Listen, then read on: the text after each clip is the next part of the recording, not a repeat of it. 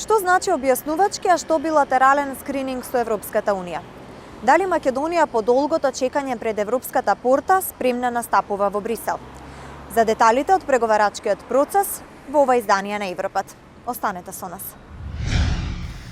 Господине Тилев, најпрво ви благодарам за вашето гостување во Европат.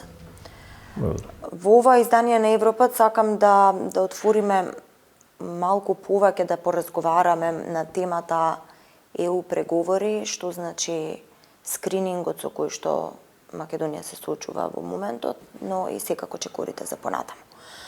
Што значи скрининг? Ми се чини дека јавноста секојдневно слуша за тоа дека Македонија прави скрининг со Европската Унија, имавме објаснувачки, имаме сега и билатерален скрининг. Може ли да ни објасните повеќе? Некако се воспостави терминот скрининг како да е домашен термин и сите го употребуваат и понатаму ќе го употребуваме бидејќи е краток збор кој што објаснува многу нешта, но во позадината на целиот процес на скрининг всушност лежи една многу комплексна операција. Таа комплексна операција е првиот чекор во пристапните преговори. Ако 19 јули наваму веќе меѓувладината конференција е отворена и скринингот е првиот воведниот чекор во пристапните преговори, значи е составен дел на пристапните преговори, тоа е објаснување на правната рамка на Европската Унија и објаснување на правната рамка на Република Северна Македонија, како и институционалните капацитети кои што Македонија ги развила во меѓувреме за да може да го имплементира европското законодавство. Односно, што досега сме направиле, што не сме направиле, а требало да направиме, и што ќе направиме за да можеме на крајот да кажеме дека сме целосно хармонизирани со правото на Европската Унија. Значи, скринингот или објаснувачкиот процес на европското законодавство и на нашето законодавство е првиот чекор во таа насока. Тој е поделен во два дела. Првиот дел е објаснувачкиот скрининг или explanatory скрининг. Првиот дел од објаснувачкиот скрининг веќе започна 2018-19 година, но заради сите блокади кои ги имавме во меѓувреме, нема да се навраќаме на тој период, но сепак европското законодавство не стоеше, тоа се движеше, се донесуваа нови регулативи, нови директиви, нови одлуки и нови судски пракси на Европскиот суд, кои што стануваа составен дел на европското законодавство и од тие причини сега, од септември, 15 септември наваму, продолживме со објаснувачкиот скрининг во делот на фундаменти, односно темели. Таму каде што има промени? Таму каде што се случило ново законодавство или е донесено ново законодавство во Европската Унија. Од друга страна, билатералниот скрининг е всушност објаснување на тоа што ние сме направиле, каков е нашиот правен систем, какви се нашите стратегии, законски акти, подзаконски акти и какви се нашите капацитети за да можеме да го имплементираме европското законодавство и еден многу важен елемент кој што е составен дел, повторувам, од пристапните преговори, тоа се плановите за тоа кога ќе го транспонираме и целосно ќе бидеме европското законодавство и целосно ќе бидеме усогласени и хармонизирани со европските стандарди. Значи се работи за еден поприлично комплексен процес кој што, велам, со еден збор се објаснува како скрининг, но внатре крие околу, грубо е кажано, околу 4.500 акти на Европската Унија.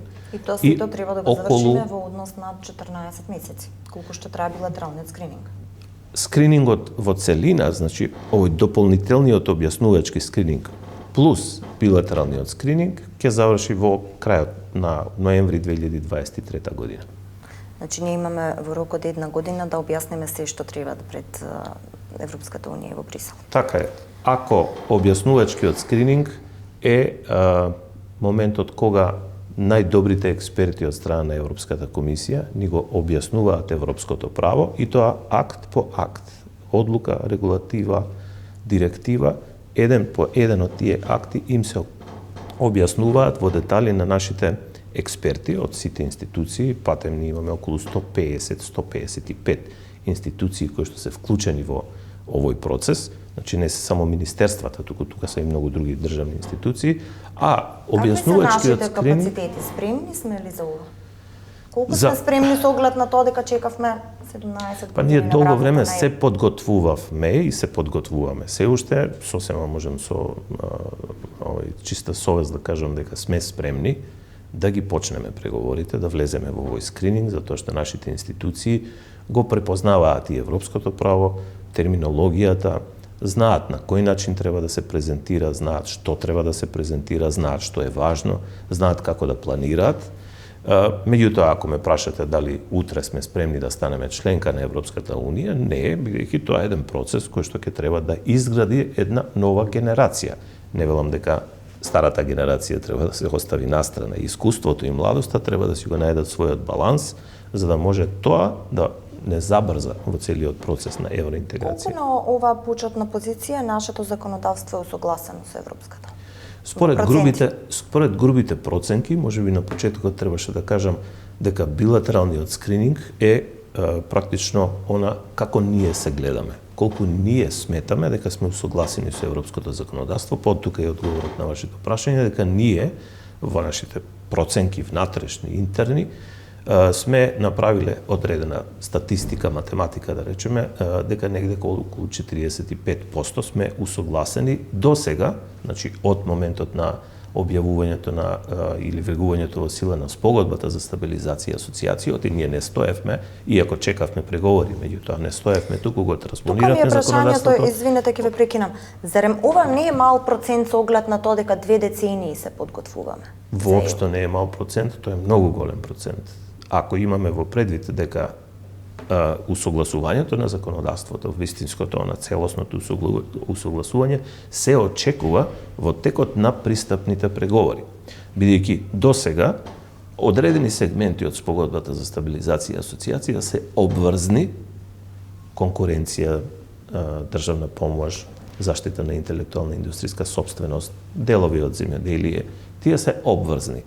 Меѓутоа сите останати се прашање на политичка волја. Додека кога ќе ги почнете сега преговорите, веќе обврзни се транспонирањето, прифаќањето на европското законодавство е обврзно, бидејќи вие постојано ќе бидете притискани. Првиот момент на притисок, кој што е од исклучителна важност, јас би рекол тоа е моментот на вистината, е скрининг извештајот.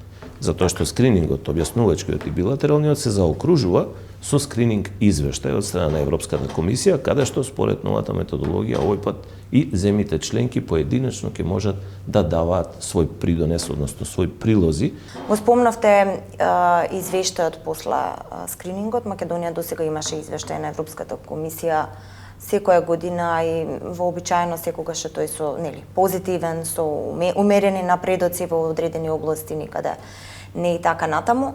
Меѓутоа, моето прашање е со оглед на состојбата и со Бугарија, со оглед на тоа дека ние имаме една уникатна преговарачка рамка, колку Бугарија може да блокира или да влие на овој извештај со оглед на тоа дека ќе се дава оценка на билатералниот скрининг?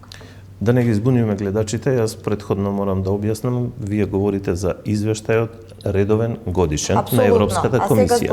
А скрининг извештаите се скрининг извештаи по кластери во кои што секое поглаве ќе биде објаснето и секое поглаве ќе биде завршено или со одредници или со констатирање дека сме спремни да го отвориме. Направивте една споредба за тоа што ме интересира дали ќе може да во одредени области каде што сме биле оценувани добро, сега да не бидеме. Велам, коректно е и вашето прашање и реферирањето на извештајот годишен, заради тоа што годишниот извештај пак сега ќе ги вклучува и скрининг елементите. Односно извештајот од скрининг елементите. И тој ќе биде некоја компилација, ќе биде многу побогат, ќе биде многу подетален, ќе биде многу попрецизен, поконкретен. Така да секако дека извештајот на Европската комисија од дури следната година или годините потоа ќе биде многу попрецизен и ќе мораме да го следиме, затоа што тој ќе биде составен дел на пристапните преговори. Вашето прашање околу тоа колку Бугарија може да влие, Бугарија е членка на Европската Унија и се разбира дека може да влие од сите аспекти, затоа што извештајот покрај другото содржи и елементи кои што се однесуваат на добрососедството, кои се однесуваат на имплементацијата на билатералните договори, и тоа ќе биде составен дел и регионалната соработка се разбира, и тоа е составен дел на на извештајот. Тоа било и претходно составен дел на извештајот, меѓутоа сега може одредени држави, и тука не велам само Бугарија, може да бидат и некои други држави, може да го стават прстот посебно на одредени елементи, сегменти кои што тие сметаат дека се од нивни национален интерес. Да дадеме пример. Говор на омраза, нешто што редовно се спомнува од страна на Софија. Како после тоа ќе влијае на текот на процесот на преговори? Како пример го дава? Говорот на омраза како пример е составен дел на секој извештај. Так. И претходно. Не е тоа само заради Софија, не е тоа само заради Бугарија, туку е тоа заради тоа што е дел од делот на политичките критериуми, да речеме. И ние како држава, се разбира, мораме да се позиционираме, да се поставиме и правно, и институционално, и ако сакате и репресивно, против или спречувањето на говорот на омраза. Не навлегувам во тоа што е говорот на омраза, како се дефинира, и дали постојат универзални дефиниции околу тоа, кој ќе го мониторира, како ќе го мониторира, кој ќе известува, кој ќе оценува. Тоа се веќе елементи кои што влегуваат во сферата на регулацијата, и тоа ќе мораме да го направиме на европски начин, односно по европски стандарди. Кога зборуваме за преговорите, значи кажавте дека билатералниот скрининг, разјаснивме дека го презентираме ние нашето законодавство и до каде и колку сме спремни. Може ли да објасните тогаш што значат преговорите по кластери? Ако ние веќе преговараме, што значи тоа после другата меѓувладина конференција, кога официјално ќе започнат кластерите? Што се прави тогаш? Кога ќе бидат, веќе спомнав претходно, објавени скрининг извештаи. Ако сега преговараме, скрининг извештаи. Пошто реков дека првата фаза од преговорите, практично првиот чекор е овој билатерален скрининг, каде што ние на крајот од секоја презентација, за секоја поглавје, за секоја област, подрачје, ние велиме ќе се усогласиме до таа и таа година. До 2025, до 2028, а знаете дека нашата политичка ориентација или државна ориентација, ако сакате, е до 2030 година да сме потполно спремни за членство, односно хармонизирани со правото на Европската Унија. Што следи потоа, преговараме, практично, јас често пати велам, не преговараме, ние разговараме со Европската Унија. Преговараме дома, но прво околу разговорите со Европската Унија. Ние на Европската Унија треба да ја докажеме, да ја аргументираме кога сме ние спремни да одреден акт пренесеме во нашето законодавство и доколку, делот што го преговараме, доколку е тоа многу комплексна материја, животна средина, например, безбедност на храна, например, делот од внатрешен пазар, некои елементи од внатрешниот пазар, некои елементи од земјоделието, некои од елементи од, не знам, продажбата на земјоделското земјиште или слично, бараат транзицијски периоди. Така. И тоа е тоа што го преговараме. Ние ќе претпоставиме или ќе имаме, според нашите анализи, ќе кажеме ние ќе бидеме потполно хармонизирани за 10 години. Не до 2030, до 2035 може би. Откако ќе станеме земја членка. Откако ќе станеме земја членка. Бараме транзицијски период по членството. Така е, бараме транзицијски периоди. Можно е ние, доколку процениме, доколку политички има издржани аргументи, да бараме и дерогација. Дерогацијата е да не применуваме одреден дел од европското законодавство. Но тоа е речиси невозможно за мала држава како нашата и речиси невозможно бидејќи веќе толку е развиен тој систем и тоа законодавство, што многу ретки се случаите кога имате некој опт-аут или исклучоци или дерогации кои што се бараат и се добиваат од Европската Унија. Но транзицијските периоди секако дека ќе ги процениме, секако дека ќе ги бараме и тие се преговарат, а на крајот се преговараат и финансиските пакети. Јасно е дека еден од клучните двигатели, да речем, мотиватори на целиот наш процес е економската конвергенција, односно забрзувањето на нашиот развој и приближувањето кон стандардот на Европската Унија, кон економските параметри на Европската Унија.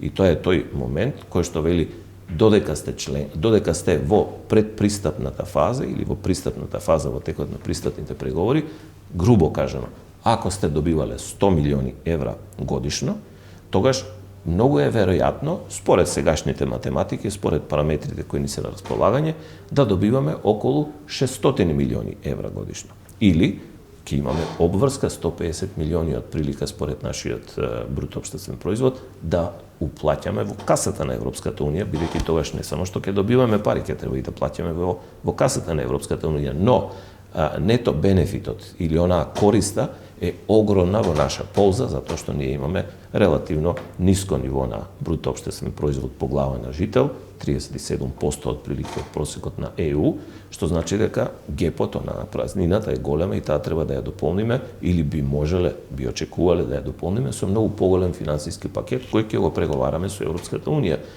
Вчера некне имав прилика со колеги од Хрватска повторно да разговарам, кој река наеднаш од некој, не знам, 200-250 милиона евра, дојдовме на 2 милиарди. Так. Па имавме проблем како да ги потрошиме тие средства, затоа што тогаш треба да имате проекти, апсорбцијски капацитет, макроекономски капацитети, за да можете да ги абсорбирате парите и коректно да ги употребите во вашата економија, за да ја забрзате економијата. Ако ga зборуваме за преговори, јас би потенцирал дека ние разговараме со Европската унија за транспозицијата на ЕУ законодавството и техничките стандарди, прифаќањето и за транзицијските периоди. Но всушност преговараме со бизнис заедницата во земјата. Тоа е клучниот елемент во преговорите, бидејќи кој е најзасегнат со резултатите од преговорите, од брзината на усвојувањето на правото на Европската унија, бизнис заедницата. Тие ќе треба да се прилагодат на новите стандарди, на новите барања, на новите прописи и тоа не е едноставна работа, бидејќи тогаш можете да ставите под ризик евентуално и цели компании и многу работни места. Не сме процесот на преговори да се претвори во затварање на компании. Туку треба заедно со компаниите, со бизнис заедницата да се бара оној баланс помеѓу бизнисот и желбата на земјата побрзо да стане членка на Европската унија, да се најде баланс кој што нема да ги стави во опасност ниту компаниите, ниту работните места, ами ќе им помогне нив да влегуваат конкурентно на европскиот пазар. Дали ние во овие моменти знаеме за кои области би побарале транзицијски период по членството? Со оглед на тоа дека знаеме дека до 2030 година ни е целна година за да бидеме спремни членки. Пристапните преговори се преговори помеѓу два партнери и да бидам искрен, дури и кога би знаел, не би ги јавно објавил тие транзицијски периоди или позиции, бидејќи тоа се позиции во преговорите. И нормално е, вие кога преговарате не ги објавувате јавно позициите, затоа што позициите се објавуваат кога ќе бидат затворени позициите. Но додека ги градите позициите како преговарачки позиции, тој процес е во една стручна околина и во конфиденс доверба со другата страна. Тие имаат затворени преговарачки позиции и нашите преговарачки позиции додека се градат ќе бидат затворени. Кога ќе бидат изградени, кога ќе треба да се презентираат, тогаш ќе може да се отворат за јавноста да бидат познати. Во кои поглави очекувате да бидат најтешки за нас во преговарањето? Тешки може да бидат од неколку аспекти. Од политички аспект се разбира дека ќе биде владење на правото. Да. Таму е содржината. Реформата на јавна администрација ќе биде постојано, хоризонтално присутна во текот на целите преговори, бидејќи е дел од фундаментал, односно од кластери се отвара прв, се затвара последен. Делот на функционалност на демократските институции исто така ќе предизвика посебно внимание, бидејќи тоа досега не се преговарало. Никој пред нас тоа го нема преговарано. Ние сме први. Велам од политички аспект. Од економски аспект ќе биде делот на внатрешен пазар и слободата на движење, затоа што тука ќе има уште доста концесии кои што ќе треба да ги дадеме, меѓутоа и многу инструменти кои што ќе треба да ги развиеме, кои што не се ефтини, а бараат и ангажман на работна на администрација која треба добро да биде подготвена. Тука зборуваме и од Царина, Управа за јавни приходи, дали е тоа Министерството за финансии, Министерството за економија, особено инспекцијските служби и така натаму, до тежински фактор во пристапните преговори кој би се однесувал на големи проекти и големи пари, кај што има многу големи инвестиции. Тоа е делот на животната средина, делот на транспорт. Таму се законодавството е комплексно, но е можно да го транспонирате. Но имплементацијата, да ги пресретнете тие стандарди кои Европската унија ги бара, тоа бара големи инвестиции. Тоа се огромни проекти а нашиот фискален простор за вложување во нови инвестиции е многу мал, со кризата уште и намален, што значи дека тој дел ќе биде веројатно еден од елементите каде што ќе се разговара, не прејудицирам, меѓутоа ќе се разговара за транзицијски периоди. Сите знаеме дека треба да го отвориме уставот во рок од една година и да ги вметнеме бугарите во него, меѓутоа треба да има уште едни уставни измени на крајот од процесот. Какви се тие уставни измени? Отворање на уставот. Прво, ова рокот од една година не ми е познат. Јас велам во рок од една година давам шанса нели во однос на билатерално, додека да заврши билатералниот скрининг. Ве разбирам, да.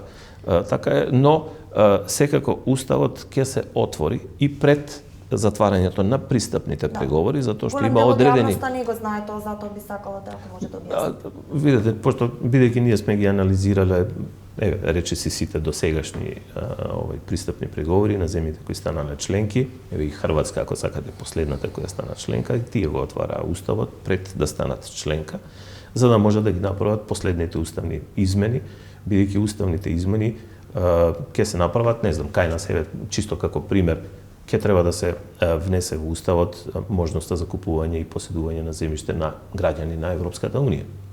Ќе треба да се гарантира независноста на Државниот завод за ревизија. Тоа се чисто елементи кои што однапред знаеме дека ќе мора да го отвориме уставот за да ги направиме тие корекции, а веројатно е, многу е веројатно дека ќе има во текот на преговорите уште некои елементи кои што секако ќе бараат промена на уставот и да не заборавиме дека нашиот устав предвидува и одржување на референдум пред да може да станеме членка на Европската унија, значи ќе треба да спроведеме, кога ќе ги завршиме пристапните преговори, ќе го потпишеме пристапниот договор, ќе се спроведе референдум и потоа ќе може да станеме и полноправна членка.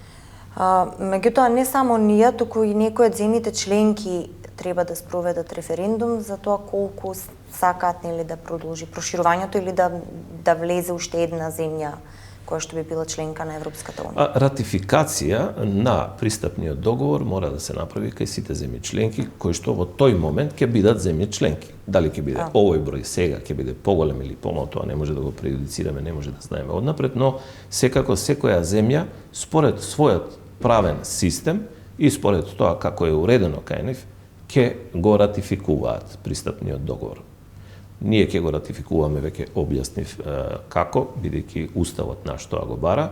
Има некои земји, не знам, Франција на пример, која што има услов референдум за сите нови проширувања. Колку тоа може тогаш да биде сопка? Видете, кога почнувате да преговарате за членство, имате визија, имате желба, имате стратешка определба, меѓутоа немате гаранција. Таква гаранција не може никој да ви даде, не може да каже никој однапред како ќе се однесува одредена држава во одреден момент, во одредена констелација геополитичка, ако сакате, затоа што тоа се менува. Пред 10 години условите биле едни, сега се други, нова методологија за пристапни преговори. Пред 10 години некои други кризи ги мачеле Европската унија, сега имаме војна после Втората светска војна, војна практично на тлото на европскиот континент и тоа се ситуации без преседан, кој што јас досега не сум прочитал дека некој се дрзнал политички да проектира или да прогнозира што ќе биде после 5 или 10 години. Така. Ви благодарам за разговорот. Благодарам и вам. Гледавте Европат. Останете со програмата на телевизија 24.